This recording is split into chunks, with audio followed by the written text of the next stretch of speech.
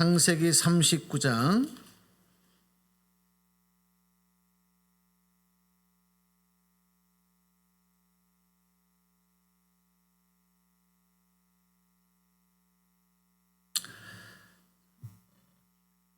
자, 오늘 말씀을 두 절 말씀입니다. 우리 함께 소리내셔서 함께 합독하겠습니다. 자, 2절부터 읽습니다.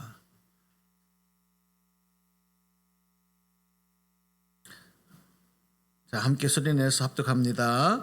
여호와께서 요셉과 함께 하심으로 그가 형통한 자가 되어 그의 주인 애굽의 사람의 집에 있으니 그의 주인이 여호와께서 그와 함께 하심을 보며 또 여호와께서 그의 범사에 형통하게 하심을 보았더라. 아멘. 아멘. 할렐루야. 주님의 사랑으로 사랑합니다. 축복합니다. 오늘 말씀으로 또 은혜 받고 한 주간도 말씀 안에서 이 말씀이 실천되지고 또 열매 맺는 귀한 은혜가 있었으면 좋겠습니다. 긴 설 명절 연휴였습니다. 명절 잘 보내셨죠? 가족들과 함께 할 수 있는 귀한 시간들이었으리라고 생각합니다. 우리 명절을 마치면서 오늘 말씀을 묵상하는 중에 우리가 모두가 소망하는 복, 그리고 하나님이 또 주시기를 원하는 복, 형통의 복에 대한 말씀을 오늘 여러분과 좀 같이 나누려고 준비했습니다. 이 말씀을 묵상하는 중에 찬양을 들으면서 굉장히 은혜 받은 찬양이 있어요. 그리고 가사가 너무 마음에 와닿았어요. 이 마커스 출신의 정성경 씨가 작사하고 또 소진영 씨가 작곡한 주 은혜임을 주 나의 모습 보내라고 하는 찬양이 있습니다. 그 찬양의 가사말 중에 이런 내용이 있어요. 가사 좀 올려주실래요? 우리 후반부 내용인데 세상 소망 다 사라져가도 주의 사랑은 끝이 없으니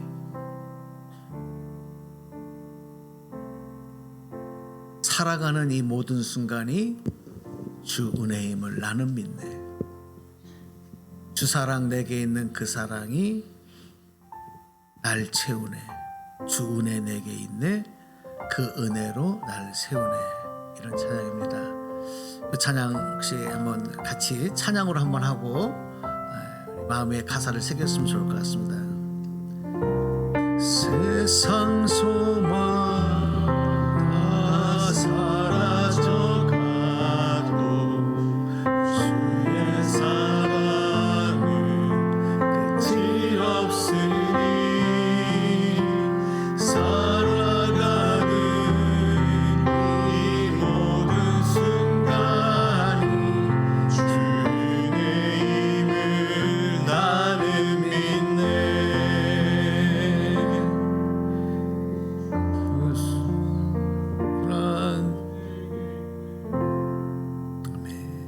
한번 다시 한번 할까요? 이거 뒤에 가사는 뭐죠?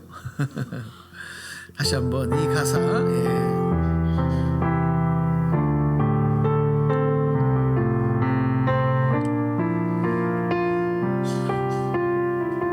세상 소망 다 사라져가도 가사를 마음에 새깁시다. 주의 사랑은 끝이 없으니 살아가는 이 모든 순간이 주의 힘을 나는 믿네.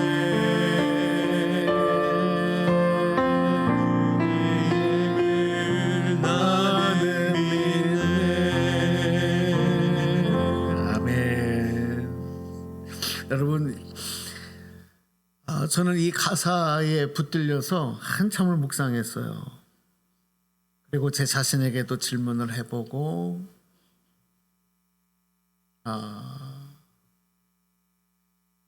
마음이 좀 심각해지기도 했어요. 정말 이 가사처럼 이 세상에 소망이 다 사라져 가도 주님의 사랑이 끝이 없다는 그 믿음으로 내가 살아가는 모든 순간이 하나님의 은혜, 주님의 은혜라고 고백할 수 있을까?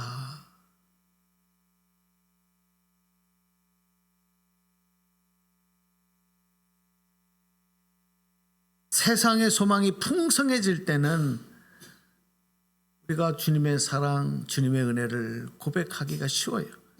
아니, 고백할 수 있어요. 그런데 반대로 그렇지 못할 때, 세상 소망이 다 사라져갈 때 어떻게 주님의 사랑과 은혜를 고백할 수 있을까? 참 어렵습니다. 그런데 이게 불가능하고 어려운 것이 분명한 것 같지만 여러분, 우리 신앙생활할 때 좀 제대로 신앙생활하고 싶지 않으세요? 그러니까 여러분의 믿음이 정말 하나님이 기뻐하시는 믿음이기를 원하지 않으세요? 그렇게 원하시면 한번 아멘 합시다.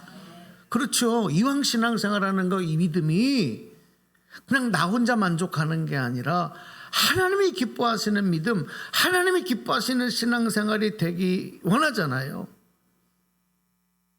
그러려면 이 어렵고 힘들고 불가능한 것 같은 이런 고백이 돼야 되는 거예요. 그런 고백이 나올 수 있는 그 믿음이 깊이 뿌리 박히고 거기에서 나오는 삶의 열매가 맺혀질 때 이게 진짜 믿음이고 하나님이 기뻐하시는 신앙생활이라는 겁니다. 그러면 왜 이게 어렵냐 이거죠. 왜 이게 어렵냐? 왜 이런 고백, 이런 신앙 고백을 하고 이런 믿음으로 살아가기가 어렵냐? 간단합니다, 여러분. 대답은 우리가 하나님의 사랑과 은혜를 모르기 때문이죠. 또 경험해보지 못했기 때문이고 그냥 막연하게 그럴 것이다 생각하고 말하고 믿는다고 생각하기 때문에 진짜 모르고 경험하지 못했기 때문에 모든 사람이 인간은요 내 삶의 평안한 날만 계속되기를 원해요. 이건 모든 사람의 같은 마음입니다. 같은 소망입니다. 여기 계신 여러분도 저도 마찬가지죠.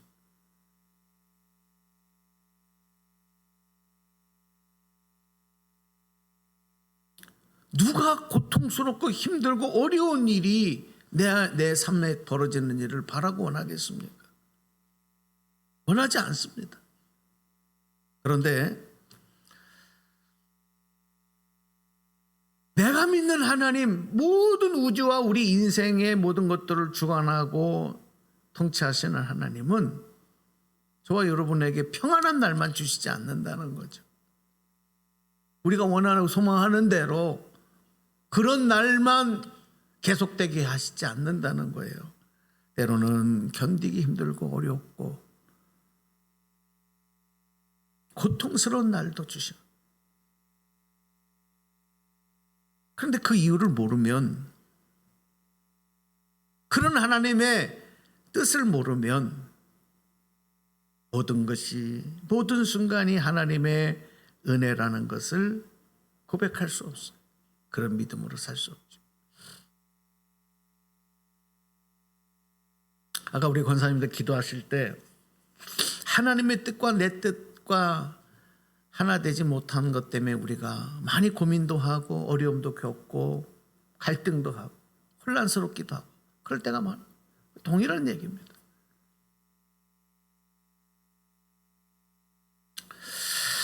성경에 보면 형통의 복에 대해서 여러 곳에서 말씀을 하고 있어요. 하나님은 우리에게 복을 주시는데 형통의 복을 주시기를 원하는, 우리가 형통의 복을 받는 자녀가 되기를 원하셔요.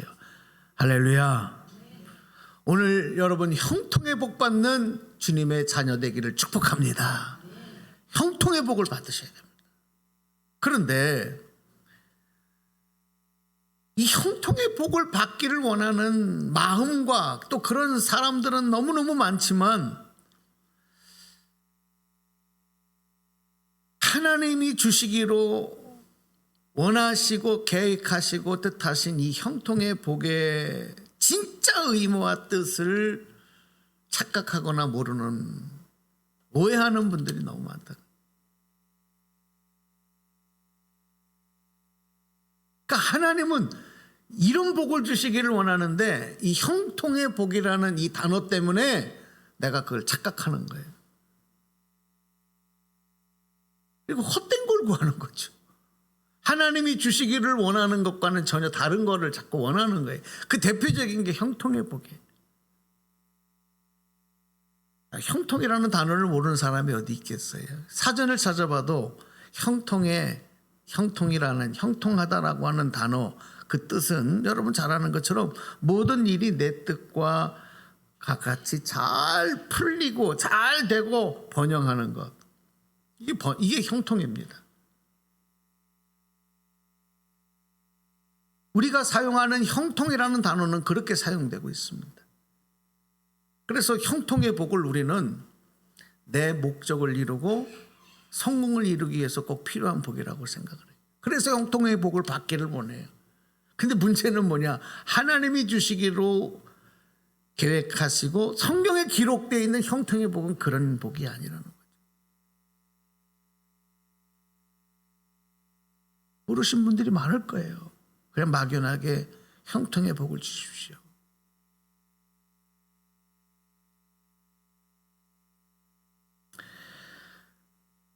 성경에서 말씀하고 있는 형통의 단어는 결론으로 좀 먼저 말씀을 드리면 어떤 복이냐 하면 전혀 여러분 생각하는 것과는 좀 다른 의미일 수 있어요. 성경에서 말씀하는 형통이라고는, 형통의 복이라는 이 뜻은, 형통이라는 단어는 하나님이 함께 하시는 것을 믿음으로 인해서 오는 복, 이게 형통의 복이에요. 여러분, 형통이라는 뜻은 하나님이 나와 함께 하신다는 것, 이게 형통이에요. 내가 하는 것과 너무 다르죠. 그냥 내가 원하는 내 뜻이 잘 풀리고 막힘없이 형통하고 번성하고, 이것이 형통인 줄 알았는데 성경은 하나님이 함께 하는 것, 하나님이 함께 하신다는 것을 믿음으로 해서 얻어지는, 내 삶에 맺혀지는 복이 형통의 복이다. 그래서 형통의 복을 받은 사람은 어떤 사람이냐? 그렇습니다. 하나님이 함께 하심, 이것이 하나님의 사랑이고 이것이 하나님의 은혜라고 하는 그 믿음으로 산 사람, 이 형통의 복을 받은 사람. 다시 여러분에게 선포합니다. 여러분, 형통의 복을 받는 주인공 되시기를 축원합니다. 이제 좀 달라지셨죠? 형통의 복이 어떤 건가?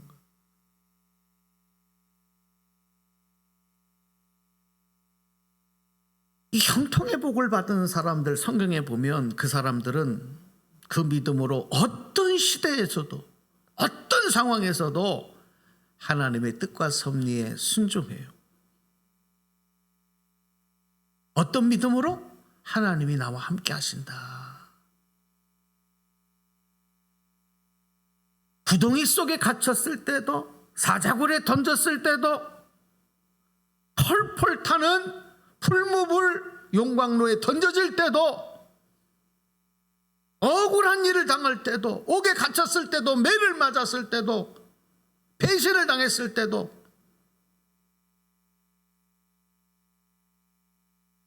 그들은 하나님의 뜻에 순종해요. 어떤 믿음으로? 하나님이 이 순간에도 나와 함께 하신다는 믿음으로. 그래서 결국은 그들이 다 형통한 복을 받아요. 그들이 인생에 맺은 축복을 형통의 복이라 이렇게 말씀하는 거예요. 오늘 본문에 나오는 것처럼 특별히 형통한 삶을 살았고 형통의 복을 받은 대표적인 인물이 바로 창세기에 나오는 요셉이라는 우리가 잘 알고 있는 그런 인물입니다. 근데 우리 잘 아시는 것처럼 요셉의 인생을 조금만 알아도 결코 그의 인생이 형통한 인생, 아무 문제 없고 염려 없고 걱정 없고 고통이 없는 그런 인생이었습니까? 그 반대였다고 하는 것이 더 맞지 않아요? 결코 평안한 날만, 좋은 날만 있지 않았어요. 그 인생에는 정말 힘들고 어렵고 억울하고 암울하고 절망적인 상황이 순간순간 그 앞을 가로막고, 그래서 우리 믿지 않는 사람들의 표현을 하면 정말 팔자가 사나운 사람, 하는 것마다 막히는 사람, 뭔가 이루었다면 펑 무너져 버리고 뭔가 됐다 싶으면 망하고, 그 대표적인 사람이 요셉이에요. 배신도 잘 당하고 피해도 손해도 많이 보고 억울함도 그냥 인생에 상처로 꽉 차있는, 분노로 가득 차야 될, 상처로 가득 차야 될 인물이, 인생이 바로 요셉의 인생이었고 요셉이라는 사람이었어요.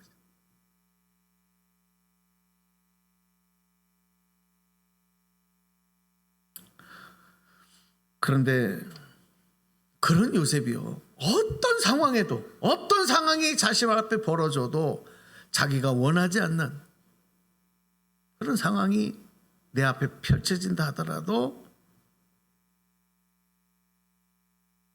그런 자기에게 주어진 삶을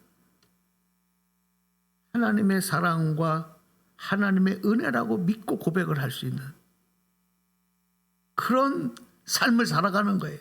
성경에 기록된 대로 보면 정말 그렇게 산 거예요. 그러면서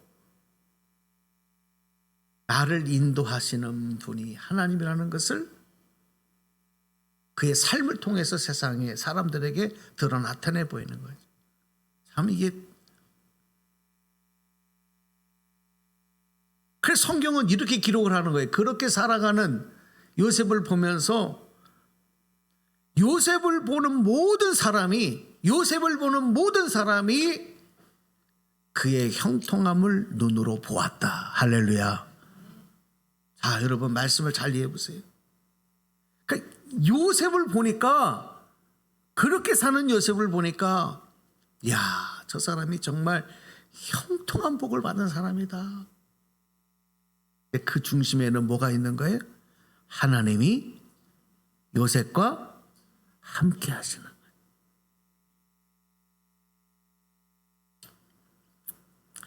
그래서 이렇게 살아가는 요셉에 대해서 성경은 오늘 본문에서 이렇게 기록하는 거죠. 다시 우리 본문을 읽었던 말씀 한 번 더 보겠습니다. 창세기 39장 2절 3절입니다. 같이 우리 합독합시다. 시작. 여호와께서 요셉과 함께 하심으로 형통한 자가 되어 그의 주인 애굽 사람의 집에 있으니 여호와께서 그와 함께 하심을 보며 여호와께서 그의 범사에 형통하게 하심을 보았더라. 아멘. 그렇죠? 제가 요셉을 또 묵상을 합니다. 요셉을 묵상하면서 요셉이 어떻게 그렇게 살 수 있어? 그도 인간인데. 그리고 요셉을 항상 지켜보시고 함께 하셨던 또 하나님에 대해서 묵상을 하는 중에, 요즘에 우리 농경 시대가 아니니까 도시에 사니까 잘 모르지만 우리 권사님들 연배 되시는 분들은 아실 거예요. 보리밟기가 생각이 났어요. 보리밟기가 뭔지 아시죠? 모르시는 분도 많을 거예요. 보리밟기. 이 보리밟기가 이제 겨울이 지나가면서 땅이 녹을 때쯤 되면서 이제 보리씨를 뿌리고 난 다음에 이제 하는 일인데, 거기서 새싹이 이렇게 쫙 언 땅을 뚫고 새싹이 쫙 올라오거든요. 그러면은 이 농부와 인부들이 나가서 그 땅을 비집고 올라온 그 보리의 싹들을 발로 밟아버리는 거예요. 무자비하게 밟아. 이게 보리밟기입니다. 시골에서 농사 접으셨던 분들은 제 말이 맞아요, 틀려요? 응? 보리싹 밟기를 하는 거예요. 근데 우리가 생각을 해보면, 아니 그러면 저 보리들이 다 죽는 거 아니야? 저 싹을 밟아버리니까 다 죽는 거 아니야? 그게 아니고, 놀라운 사실은 그렇게 밟고 나면 그 다음에 다시 올라오는 그 보리의 싹, 그리고 그것이 자라난 그 보리에 맺혀지는 열매가, 보리의 열매가 거의 4배, 5배 정도 더 많은 열매를 맺는. 왜? 강한 싹이 올라오기 때문에. 그런데 처음에 올라온 싹이 밟히는 장면을 보면 그 농부의 마음을 이해 못하는 거죠. 아니 왜 밟아 저거를? 제가 이거를 찾아봤어요. 저도 뭐 농사를 잘 모르기 때문에 왜 이렇게 더 많이 열매가 맺히지? 그랬더니 이 땅이 녹으면서 땅이 좀 물러진다는 거예요. 그래서 뿌리가 내리면 이 뿌리가 깊이 내리지 못하나요? 땅이 물렁물렁 물러져서. 그래서 이 보리밟기를 하는 동안에 이 뿌리가 더 깊이 뿌리 박힌다는 거예요. 그러니까 그 다음에 올라오는 싹은 더 강한 싹이 올라오는, 뿌리가 깊이 내리기 때문에. 그렇구나. 우리 인생에서도 하나님께서 보리밟기를 하듯, 보리싹 밟기를 하듯 우리 인생을 이렇게 힘들게 하실 때가 있구나. 근데 그 하나님의 뜻을 우리가 모를 때는 원망이 나오고 절망이 되고 다 끝났다고 생각이 들고 세상 소망 사라져가는 같은 그런 상황과 처지가 되게 하실 때가 있는 거죠. 근데 하나님의 마음은 농부의 마음과 같이 변함이 없는 거예요. 하나님의 은혜는 변함이 없는 거예요. 그래서 그런 하나님의 뜻과 목적과 그 하나님의 그 사랑을 우리가 온전히 깨닫고 있으면 그 힘들고 어려운 순간에도 우리는 하나님 함께 하신다는 그 믿음으로 더 무장하고 그 믿음으로 살아갈 수 있는 거죠. 그 어려움을 대처할 수 있는. 그래야 하나님의 사랑의 은혜가 더 깊이 깨닫게 되는 거고, 그 임마누엘의 신앙, 하나님 함께 하신다는 신앙이 내 삶을 지배하는 신앙이 되는, 그 결과로 맺혀지는 삶. 이게 바로 형통의 복의 열매가 맺히는 거죠. 여러분, 내 삶이 하나님 앞에서 하나님께 순종하는 삶을 살아갈 수 있는 방법은 이거 하나밖에 없어요. 이게 비밀이고 이것이 해답이에요. 그냥 마음으로만 생각해도 되는 게 아니라는 거예요. 그래서 성경에 보니까 여러분, 그런 삶을 가리켜서 코람데오라고 하는 단어가 있어요. 코람데오. 이 코람데오라고 하는 단어가 뭐냐면, 한번 따라서 해보실까요? 하나님 앞에서. 예. 다시, 코람데오가 무슨 뜻이라고요? 하나님 앞에서. 그러니까 우리가 어떻게 살아야 되고 어떻게 신앙생활을 해야 되냐면, 날마다, 그러니까 우리가 한자로 이것을 번역을 해놓은 성경에는 하나님 목전에서, 하나님 눈앞에서, 하나님 목전에서, 이게 뭐라 하면 코람데오, 하나님 앞에서, 하나님 앞에서 그렇게 살아가야 되고, 그런 신앙, 그런 믿음이 돼야 된다. 하나님의 뜻과 능력을 내 욕망과 내 목적과 내 뜻을 채우기 위한 그런 것으로 하나님의 능력을 이용하려고 하는 게 신앙생활이고 믿음이 아니라 어떤 상황에서도 하나님의 사랑과 은혜가 계속해서 나를 향하고 계신다는 거. 그래서 나는 그 하나님의 뜻에 순종해야 된다는 거. 그런 하나님의 뜻 앞에 나는 겸손과 순종의 마음으로 살아가야 된다는 그런 믿음, 그렇게 살아야 되고 그렇게 고백해야 되는 것이 그리스도인의 온전한 신앙생활입니다.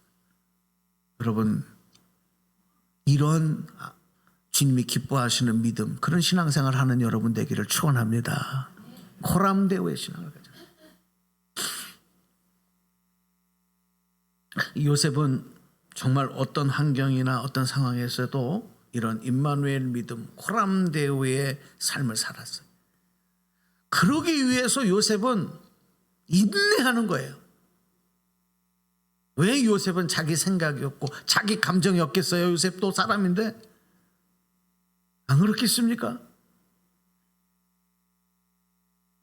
여러분, 요셉이 그렇게 만만한 사람입니까? 어리석은 바보입니까? 아니에요. 속이 뒤집히는 거예요. 막 분노가 쳐올라오는 거죠. 억울하죠. 참는 거예요. 인내하는 거예요. 어디에서 그 힘이 나올까요? 바로 이 믿음이에요. 이 믿음으로. 그러면서 자기에게 주어진 또 그 삶의 그 상황의 성실함으로, 어디를 가든지 어떤 상황에서든지 성실함으로, 사랑받는 아버지 아들로 있을 때나, 노예로 팔려가서 노예로 있을 때나, 억울하게 감옥살이하는 죄수의 신분으로 있을 때나, 그 상황의 모든 상황에서 성실함으로, 그리고 감사로 하루하루를 채워간 거죠.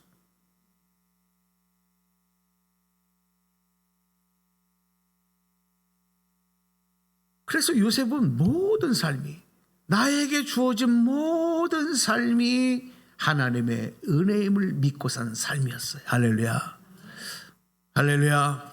저는 이 찬양을 작곡한 이 정성경 씨를 모릅니다. 마커스 찬양단을 인도하는 그 싱어, 리더자는 건 알아도 그분의 신앙과 그 고백을 몰라요. 왜 어떻게 이 찬양의 고백이 나온지 모르지만 제가 이 가사의 내용을 보고도 요셉을 보니까 이 통하는 거죠.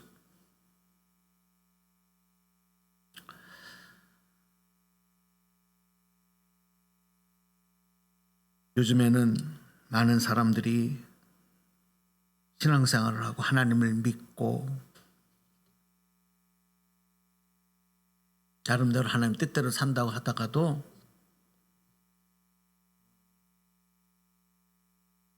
예상하지 못했던 어려움이 그 삶에 들이닥치고 억울하고 실패하고 절망할 수 있는 일이 벌어지면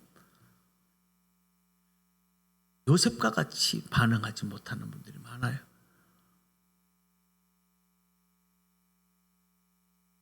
우리가 이 마지막 때에 무장해야 될 믿음이 바로 그래서 요셉의 믿음이라고 저는 믿어요. 그리고 그런 삶에 하나님이 형통의 복을 줍니다.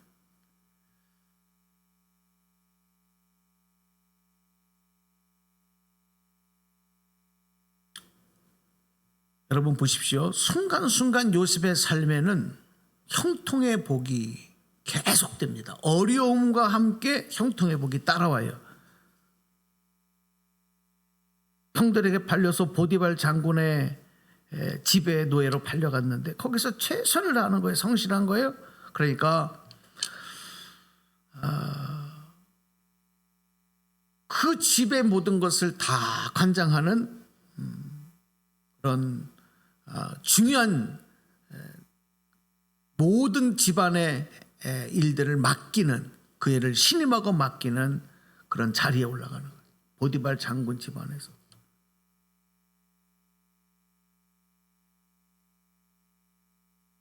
형들에게 팔리고 내 신세가 노예가 됐다고 하는 이 절망의 상황을 하나님이 함께 하시고, 이런 상황에도 하나님의 은혜와 사랑이 계속된다는 믿음으로 대응하고 믿고 나가고 살아갈 때 그의 삶에는 어려움 속에도 형통의 복이 열린 거예요.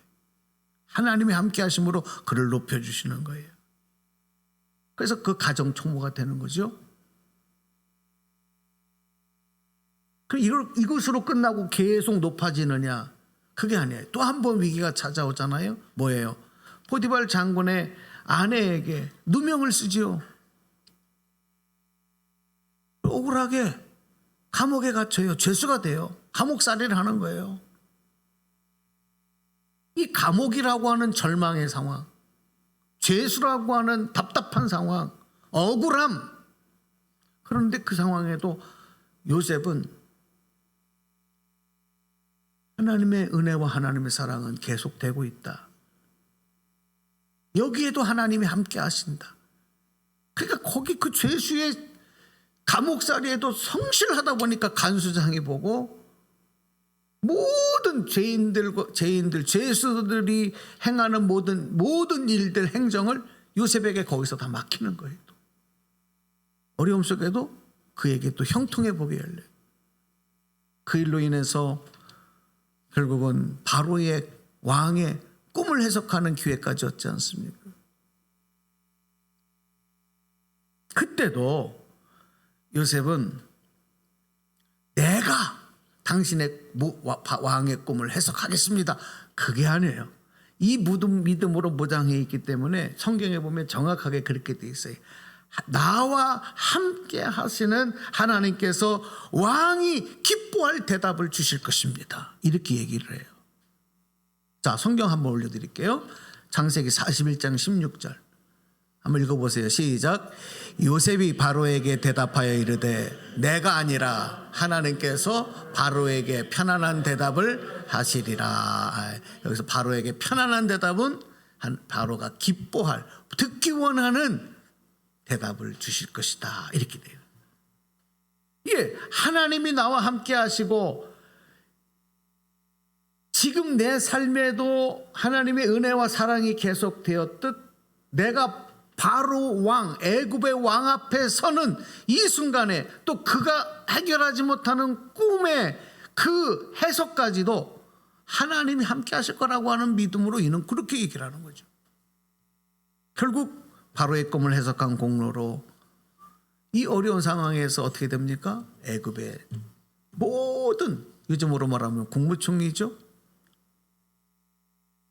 총리가 되는 거예요. 애굽의 모든 경제 문제를 책임지는 자가 되는 거죠. 형통의 역사가 또 나타나는 거예요.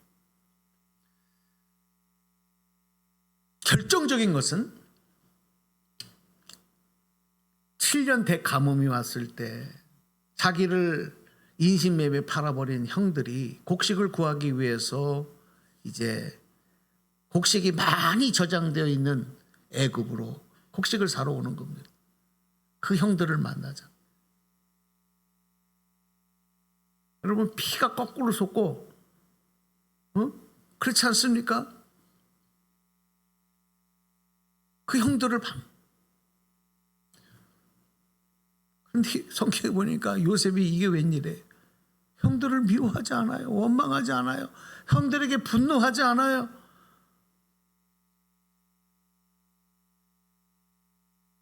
어떻게 그럴 수 있을까? 나와 함께 하시는 하나님, 그 하나님의 사랑과 은혜를 요셉이 잊지 않고 있었기 때문에. 그래서 형들에게 이렇게 얘기를 해요. 자, 창세기 45장 5절입니다. 요셉의 마음으로 우리 한번 읽어봤으면 좋겠어요. 시작. 당신들이 나를 이곳에 팔았다고 해서 근심하지 마소서, 한탄하지 마소서. 하나님이 생명을 구원하시려고 나를 당신들보다 먼저 보내셨나이다. 아멘. 참 정말 참 이거 쉽게 할 수 있는 일이에요. 이게 형들 때문에 사랑하는 부모와 생이별을 하고 노예로 팔려오고 감옥에 갇히고 억울함을 당하고, 그런데 걱정하지 말라는 거예요. 두려워하지 말라는 거예요. 나를 이곳에 보낸 분은 당신들이 아니고 하나님이라는 거예요. 왜? 무엇을 위해서? 생명을 구원하시려. 오늘 말씀을 좀 맺으면서 시편 1편 말씀을 다시 읽었어요. 시편 1편 말씀을 보면서, 시편 1편은 복 있는 사람은 야고 악인들의 길을 따르지 아니하며, 이게 복 있는 사람에 대해서 말씀하고 노래하는데, 이 요셉이 이 시편 1편의 대표적인 모델이 되지 않나 이런 생각이 드는 거죠. 악인들의 길을 따르지 않고 죄인들에게 서지 아니하고 오만한 자리에 자리 않고 오직 여호와의 율법을 주야로 묵상하며 즐거워하며, 아직 언제나 하나님이 나와 함께 하시고 하나님의 은혜와 사랑은 어떤 상황에도 계속된다는 믿음으로 살아간 사람, 그가 바로 복 있는 사람. 요셉이 그 대표적인 모델이 되는 사람이구나. 그러니까 그 다음에 시편 1편에 보니까, 그런 복 있는 사람은 어떤 복을 받느냐. 요셉의 인생 보니까요, 시냇가에 심은 나무가 철을 따라 열매를 맺으며 그 잎사귀가 마르지 않는 것 같이 그가 하는 모든 일이 다 형통하더라. 할렐루야. 하나님이 이 복을 주셔. 요셉의 삶에서 그것을 증명하잖아. 그러니까 요셉은 매일매일이 코람데우의 삶을 사는 것이 습관화된 거죠. 언제나 오늘도 하나님 앞에서 하나님의 사랑 은혜가 나에게, 어떤 상황에도 하나님은 나와 함께 하시고, 감사, 모든 일이 나에게 주신 감사, 살아가는 모든 순간이, 오늘도 주어진 하루가 주님의 은혜입니다. 주님의 은혜입니다. 하나님 밑에 순종해요. 자, 여러분, 우리 그리스도인의 삶은 꽃길만 걷는 삶이 아니에요. 어느 인사말 어드 문구를 보니까 꽃길만 걸으세요 뭐 이렇게 축복하는 그 글귀도 봤는데, 얼마나 좋겠어. 무슨 꽃길만 걷는 게 우리 그렇게 되기를 원하지만 그렇지 않아요.